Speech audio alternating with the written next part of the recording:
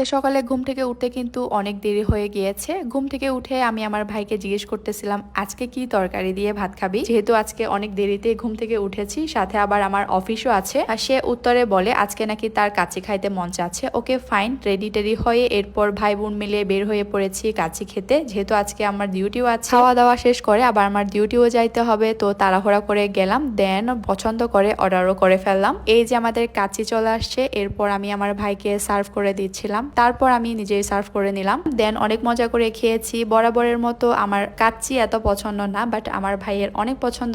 পছন্দ করি না বলতে একদমই খাই না, খাওয়া যায় না এরকমটা না, মাঝে মাঝে খাওয়াই যায়। কাচ্চি খাওয়ার পর বোরহানি তো মাস্ট, তো ওটাও মিস দিলাম না। খাওয়া দাওয়া শেষ করে যখন আমি পেমেন্ট করতে যাই তখন দেখি আমার বিকাশেই টাকা নাই। সব জায়গায় আমি বিকাশ পেমেন্ট করতে করতে কখন যে আমার ব্যালেন্সটা কমিয়ে আসছে আমি বুঝতেও পারিনি। আর এইদিকে আমার অফিস টাইমও হয়ে যাচ্ছিল, খুবই তাড়ার মধ্যে ছিলাম। তবে কোনো ব্যাপার না, চট